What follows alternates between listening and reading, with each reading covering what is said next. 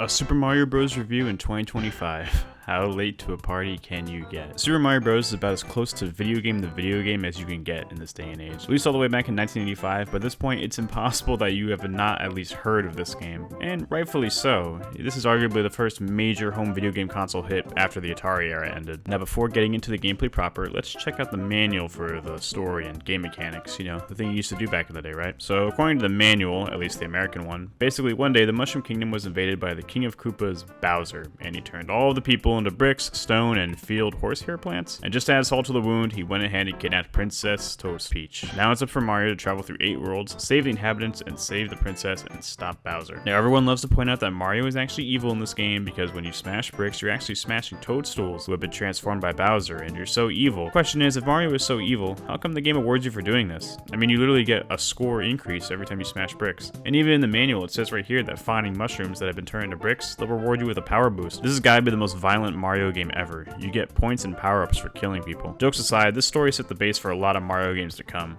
Sure, some put a spin on it, and nowadays we have Mario games that don't even have Peach getting kidnapped for the most part. So while extremely basic by today's standards, it worked then and it still works out now. So when you're not killing people in this game, what exactly are you doing? Simple. Travel through 8 worlds, each having 4 levels, and the 4th level is always a castle level with a boss fight at the end against fake Bowser, except for World 8, where you fight the real Bowser, obviously. This is all before Mario games started making worlds themed, so every level could be something different. One moment you're on normal plains, then you're in the underground, or in the trees, or underwater, the snow, or even at nighttime. I think it's actually impressive that they made a game have a good amount of environmental variety, especially considering that this is the first game in the series. Another thing that they got down on their first attempt relatively well is the controls. This isn't the best controls in a Mario game in my opinion, but it's still really good by today's standards. Considering how other early platformers on the NES felt, that's saying something. While jumping feels nice and precise, Mario can easily lose control when you're repeatedly running and jumping, but if you keep up momentum and land, you'll blaze past levels in no time. And if you use the warp zones, which are these hidden shortcuts throughout the game, you can easily beat this game in under 10 minutes if you're fast enough. I'm not kidding. However, if you want to make your journey even easier, you have access to some power-ups to use, such as the Super Mushroom, allowing Mario to take another hit and destroy bricks with his fists. I never understood why a lot of older people thought he was breaking bricks with his head. You can clearly see Mario sticking out his fist when jumping, even as small Mario. You also have access to the Fire Flower, allowing you to shoot 2 bouncing projectiles that kill most enemies. Getting this makes the game a breeze since you can stay far back and just kill things without ever getting close. Finally, there's the Starman. Grab it, and Mario's invincible for a short amount of time. After the early levels, I rarely find these things. I'm sure there are some in almost every level, but I did not spend my time looking for them. Basic, especially by today's standards, but all these power-ups have become Mario staples and appear in almost every Mario game in some form or fashion. There is also coins and the 1-up mushroom, but these don't serve a purpose beyond increasing score and getting some extra lives, which you're going to need in order to face all the various enemies in this game, which for the first game in the series, I'd say there's a surprising amount of variety. Sure, you got your Goombas that just walk around, but Koopa Troopas can be jumped on and their shells kicked around to kill enemies. Kill enough of them in a row, and you even get a 1-up.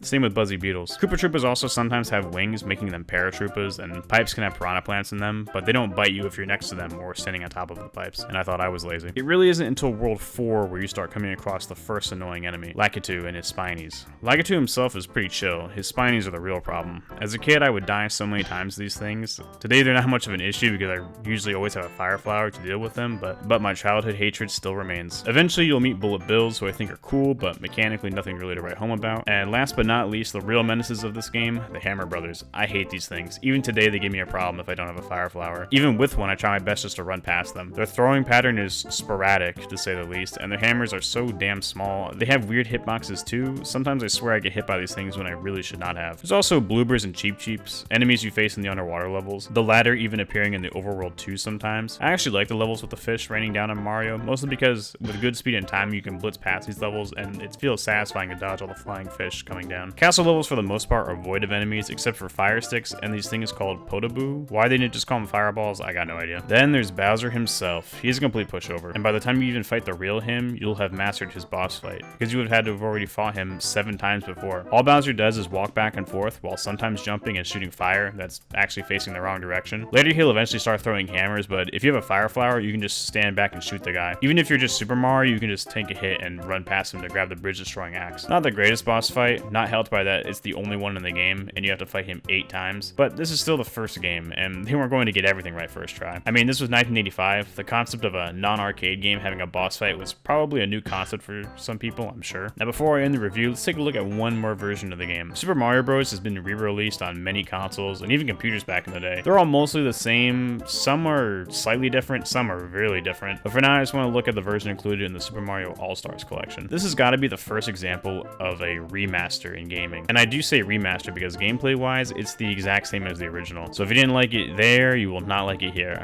However, the graphics and sound have all been increased to 16-bit levels, and I do think the game looks and sounds great. I really like the underwater level theme and the sound that plays when you get a power-up or kill an enemy. Mario's sprite looks great, and the same with Luigi's, who I have no gameplay of, because who is going to want to play Super Mario Bros. With me in 2025? Let's be honest here. Luckily, the control and play the exact same as Mario, so really wasn't a need to capture footage for him. Another small thing is that every level shows a little image of what to expect when starting it. This really doesn't change much, but I kind of find it charming. I also think the added backgrounds to levels make this version shine, especially the nighttime levels with the twinkling stars and the castle levels where you see Bowser's beautiful portrait in the background. Only thing I really don't like, and this is mostly a nitpick, is that they added this big Mario head in the certain underground parts of the game. It's just a strange and unnecessary change in my opinion, but like I said, that's just a nitpick. Overall, if you don't care about getting that authentic Mario and NES feel, and you just want to see what Mario's first game was all about, play this version. Well, that was my very short, extremely short actually, Super Mario Bros. Review. Again, most people have already played this game or have heard of it by now. Do I think you should play it? Yeah, I mean, it's easily accessible and it's a part of gaming history. Do I think you need to beat it? Nah, not really. Play the first 4 levels and then call it a day if you feel inclined. Well, with that, thanks for watching my first review on the channel. Next time I'll be looking at Super Mario Bros. 2, also known as Super Mario Bros. 2, The Lost Levels. Fun times all around, I'm sure. Well, this has been Edward, and I will see you all again next time. Goodbye for now.